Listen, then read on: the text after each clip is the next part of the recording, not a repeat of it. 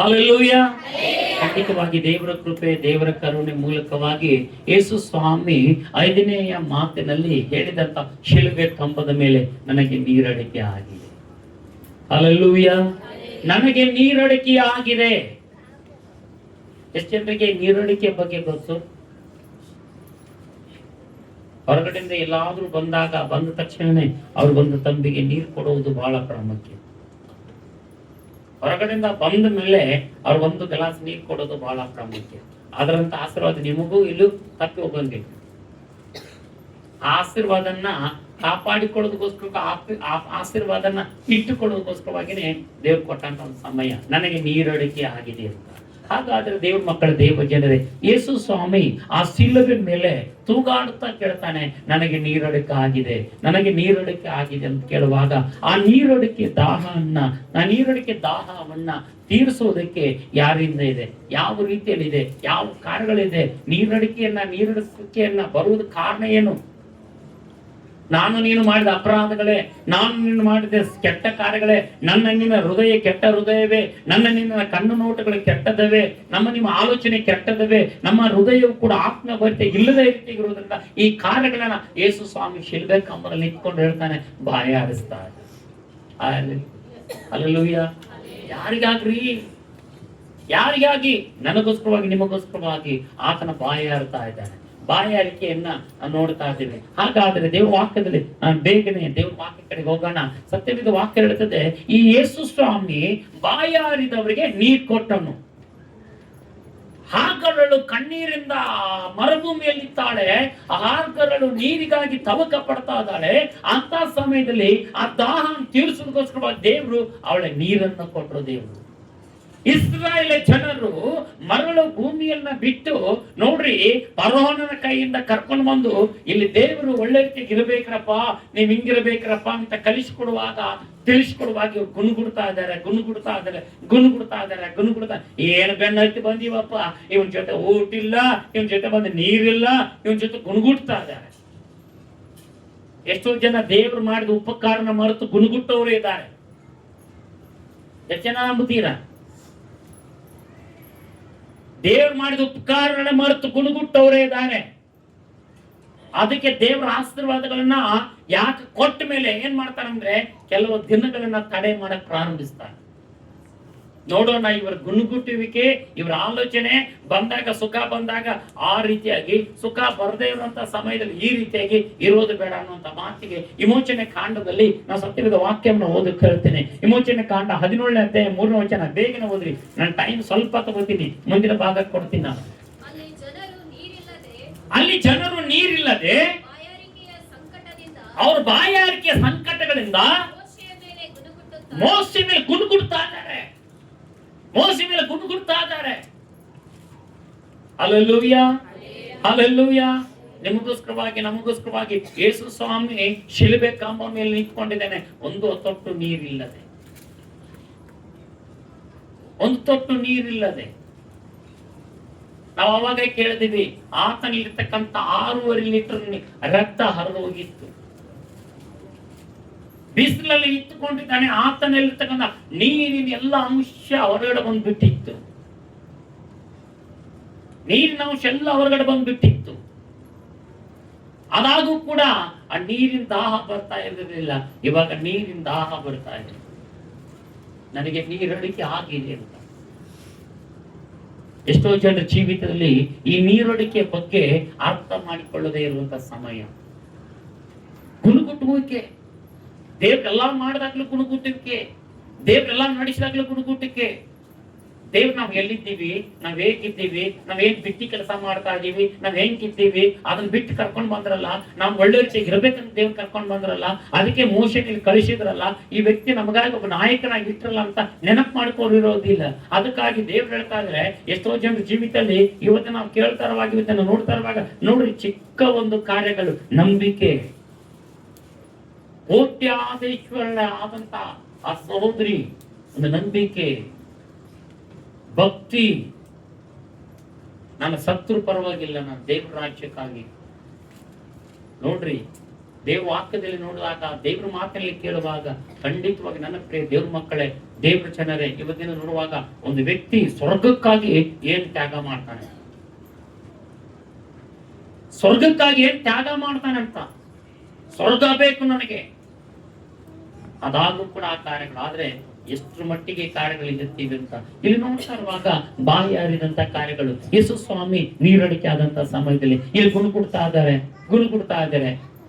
ನ್ಯಾಯಸ್ಥಾಪಕರ ಪುಸ್ತಕದಲ್ಲಿ ನಾವು ನೋಡ್ತೀವಿ, ನ್ಯಾಯಸ್ಥಾಪಕರ ಪುಸ್ತಕದಲ್ಲಿ ನೋಡುತ್ತೇವೆ. ಕರ್ತನ ಬಳಿಯಲ್ಲಿ ನೋಡುವಾಗ ನ್ಯಾಯಸ್ಥಾಪಕರ ಪುಸ್ತಕ ನೋಡಿ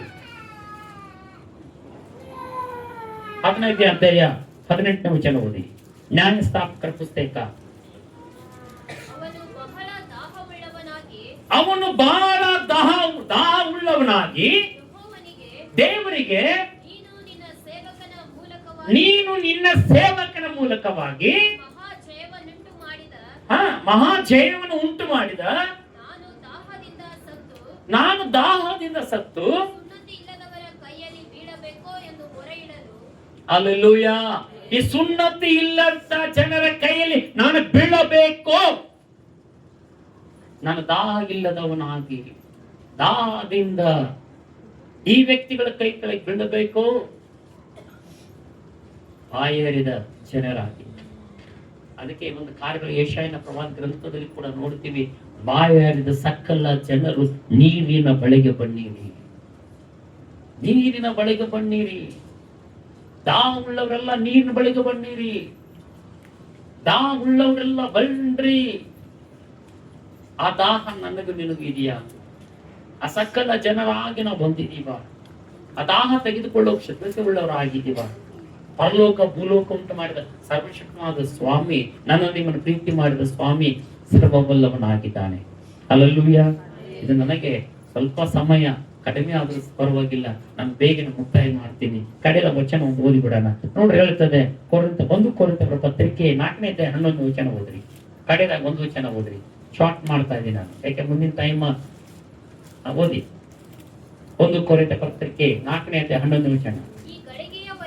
ಈ ಗಳಿಗೆಯವರೆಗೂ ನಾವು ಹಸಿದವರು, ಬಾಯಾರಿಕೆ ಉಳ್ಳವರು, ಮೈಗೆ ವಸ್ತ್ರ ಇಲ್ಲದವರು, ಗುದ್ದು ತಿನ್ನುವವರು, ಮನೆ ಇಲ್ಲದವರು, ನೋಡ್ರಿ, ಸ್ವಂತ ಕೈಯಿಂದ ಕೆಲಸ ಮಾಡಿ ದುಡಿಯುವವರು,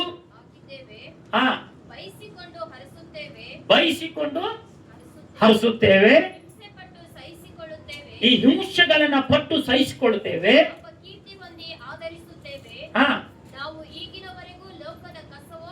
ಈಗಿನವರೆಗೂ ಲೋಕದಲ್ಲಿ ನಾವು ಕಸವೇ, ಎಲ್ಲಾದರ ಹೊಲಸುವೆ. ಯಾರು ಹೇಳ್ತಾ ಇದ್ದಾರ್ರಿ? ಪೌಲ ಹೇಳ್ತಾರೆ. ಇದ್ರೊಳಗೆ ಏನಾದ್ರೂ ನಿಮ್ಗಡೆ ಅರ್ಥ ಆಯ್ತಾ?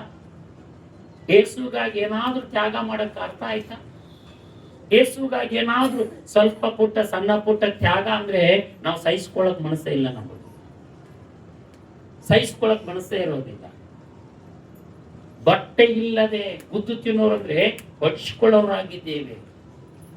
ಈ ಭೂಲೋಕದಲ್ಲಿ ನಾವು ಕಸವೆನಿಸ್ಕೊಂಡಿದ್ದೇವೆ.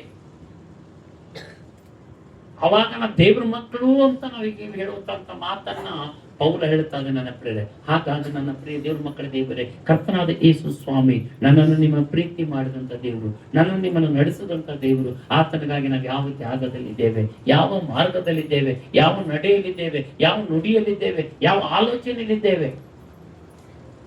ನಾನು ನೆನೆಸ್ತೀನಿ ಆವತ್ತು ದಿನ ಒಂದು ಸಮಯ ನನ್ನ ಚಿಕ್ಕ ಬಾಲ್ಯದಲ್ಲಿರುವಾಗ ನನ್ನ ಬಾಯಾರಿದಾಗ ನೀರು ಕುಡಿದದ್ದು ಯಾವ್ದಂದ್ರೆ ಕೆರೆ ನೀರು, ಹಳ್ಳ ನೀರು, ಕೌಲಿ ನೀರು ಕುಡಿದಂತ ಜೀವನ ಮಾಡಿದವ್ರು ನಾವು.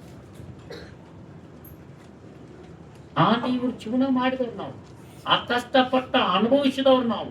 ಇವತ್ತು ನಾವು ಒಂದು ಬಿಸಿಲರಿ ನೀರು ಕುಡಿತೀವಿ, ಇವತ್ತು ಫಿಲ್ಟರ್ ನೀರು ಕುಡಿತೀವಿ. ಆವತ್ತಿನ ಪರಿಸ್ಥಿತಿ ಬಟ್ಟೆ ಇಲ್ಲದೆ ಗುದ್ದು ತಿನ್ನೋರು ಅಂದ್ರೆ ಹೊಡಿಸ್ಕೊಂಡವ್ರು, ಬಯಸ್ಕೊಂಡವ್ರು. ಹಲ್ಲೆಲೂಯಾ. ಈ ಸತ್ಯತೆ ಹಿಡ್ಕೊಂಡಾಗನೇ ಸುಮಾರು ಕಾರ್ಯಗಳ ನಮಗೆ ಅನುಭವ ಆಗಿದೆ. ಅದಾದ್ರೂ ಕೂಡ ದೇವರಿಗೆ ಸ್ತೋತ್ರ, ದೇವರಿಗೆ ಸ್ತೋತ್ರ, ದೇವರಿಗೆ ಸ್ತೋತ್ರ. ದೇವ್ರ ಮಹಿಮೆಗಾಗಿ ನಿಂತವರಾಗಿರ್ಬೇಕು. ಮನುಷ್ಯರಿಗಾಗಲ್ಲ. ಅದಕ್ಕಾಗಿ ದೇವ್ರ ಮಕ್ಕಳು, ದೇವ ಜನರೇ, ಯೇಸು ಸ್ವಾಮಿ ನನಗೋಸ್ಕರ ನಿಮಗೋಸ್ಕರವಾಗಿ ಎಲ್ಲ ಅನುಭವನ ಮಾಡಿದ್ರು, ಎಲ್ಲ ಅನುಭವಿಸಿದ್ರು. ಹಾಗಾದ್ರೆ ನಾನು ನೀನು ಇವತ್ತಿನ ಯಾವ ರೀತಿಯಾಗಿ ಅನುಭವಿಸ್ತಾ ಇರುವಂತ ಕಾರ್ಯಗಳು? ಹಾಗಾದ್ರೆ ನನ್ನ ದೇವರು ಹೇಳ್ತಾರೆ, ಬಾಯಾರಿಕೆ. ಯಾರಿಗೋಸ್ಕರವಾಗಿ? ನನಗೋಸ್ಕರವಾಗಿ, ನಿಮಗೋಸ್ಕರವಾಗಿ. ಆ ಬಾಯಾರಿಕೆಯನ್ನ ಈಡೇರಿಸೋದಕ್ಕೋಸ್ಕರವಾಗಿ ಹುಳಿ ರಸವನ್ನ ತಂದು ಆತನ ಬಾಯಿಗೆ ಹಾಕುತ್ತಾರೆ.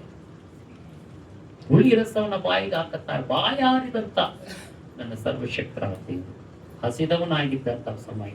ಹಾಗಾದ್ರೆ ದೇವರು ನಿಮ್ಮನ್ನ ಆಶೀರ್ವದಿಸಿ ಕಾಪಾಡುವನಾಗಿದೆ. ಈ ಬಾಯಾರಿಕೆ, ನೀರಿಳಿಕೆ ಯೇಸು ಸ್ವಾಮಿಗಾಗಿದೆ. ಅದಾಗೂ ಕೂಡ ನಾವು ಎಷ್ಟೋ ಸರಿ ನೀರು ಕುಡಿದಿವಿ. ಅವಾಗಿನ ಕುತ್ಕೊಂಡು ಅವಾಗ ಬಿಸಿಲು ನೋಡ್ತಾ ಇದೀವಿ, ನೀರು ಕುಡಿತಾ ಇದ್ದೀರಾ, ಬಾಟ್ಲಿಗಳ ತುಂಬಿ ಇಟ್ಕೊಂಡೇ ಇಟ್ಕೊಳ್ತಾ ಇದ್ದೀರಾ, ಹಂಗೆ ಕುಡಿತಾ ಇದ್ದೀರಾ. ನೀವು ಎಲ್ಲ ವಿಷಯ ನೋಡ್ತಾ ಇದ್ರೆ ನೀವು ಎಷ್ಟು ಕಂಟ್ರೋಲ್ ಮಾಡಿದಿರಿ ಅಂತ ನಿಮ್ಗೂ ಕೂಡ ಗೊತ್ತು. ಅದು ನಮ್ಮ ತಂದೆಯಾದ ದೇವರು ನನಗೋಸ್ಕರವಾಗಿ, ನಿಮ್ಗೋಸ್ಕರವಾಗಿ. ಈಗ ನಾವು ಒಂದ್ ಸರಿ ನಿಮ್ಗೆ ಯಾರಾದ್ರೂ ಕೈಲಿ ಬಂದ್ಬಿಟ್ರೆ ನೀರು ಕುಡ್ರಿ ಅಂತ ಕೇಳಿದ್ರೆ, ನಾನು ಕುಡಿಯುವಂತ ನೀರು ನೀವು ಏನಾದ್ರು ಕುಡಿತೀರಾ? ಇವಾಗ ನಿಮ್ಗೋಸ್ಕರವಾಗಿ ಅಲ್ಲಿ ನೀರು ಒಳ್ಳೆ ರೀತಿಯಾಗಿದೆ, ಅದು ಅಲ್ಲಿ ಒಳ್ಳೆ ಇವಾಗ ತಂಪಾಗಿರುವಂತ ನೀರಿದೆ. ಈಗ ನಾನು ಕೊಡುವಂತ ನೀರು ನೀವು ಯಾರಾದ್ರೂ ಕುಡಿದ್ರೆ ನೀವು ಒಳ್ಳೆ ಕುಡಿಯೋದಿಲ್ಲ. ಬರುವಾಗನೇ ಬಿಸಿನೀರು ಬಂದಿದೆ, ಇಲ್ಲಿ ಇಟ್ಟಾಗೂ ಕೂಡ ಬಿಸಿನೀರಾಗಿದೆ. ಇದು ನಾನೇ ಒಂದೊಂದು ಗುಟ್ಟು ಕುಡಿತೀನಿ, ಬಾಯಲ್ಲಿ ಇಡ್ತೀನಿ, ಒಂದು ಗುಟ್ಟು ಕುಡಿತೀನಿ, ಇಡ್ತೀನಿ. ನೀವು ಆದ್ರೂ ಕೂಡ ಒಂದು ಗ್ಲಾಸ್ ಅಂತಕನೆ ಗಳ ಕುಡಿದು ಬಿಟ್ಟು ಇಡ್ತಾ ಇದ್ದೀರಾ. ಅದು ಯೇಸು ಸ್ವಾಮಿ ಆ ಹುಳಿ ರಸನ್ನ ಬಾಯಿಗೆದ್ದುವಾಗ ಯಾವ ರೀತಿ ಆಗಿರಬಹುದ್ರಿ? ಯಾವ ರೀತಿ ಆಗಿರಬಹುದು? ಖಂಡಿತವಾಗಿ ದೇವ್ರ ಮಕ್ಕಳ, ದೇವ್ರ ಜನರ, ದೇವ್ರನ್ನ ಪ್ರೀತಿ ಮಾಡ್ತಾ ಇದ್ದಾನೆ. ಕಣ್ಣುಗಳ ಮುಚ್ಚಿ ಪ್ರಾರ್ಥನೆ ಮಾಡೋಣ. ಪರಲೋಕದಲ್ಲಿರುವ ದೇವರೇ, ಈ ಐದನೇ ಮಾತಿನಲ್ಲಿ ನೀರಡಿಕೆ, ಆ ನೀರಡಿಕೆಯನ್ನ ನಿನ್ನ ಮಕ್ಕಳ ದಾಹವನ್ನ ತೀರಿಸು. ನೀನು ಅದ್ಭುತವಾಗಿ, ಅತಿಶಯವಾಗಿ ನಡೆಸು. ಯೇಸು ಸ್ವಾಮಿ, ನೀನು ನಮಗೋಸ್ಕರವಾಗಿ ದಾಹಗೊಂಡವನಾದೆ.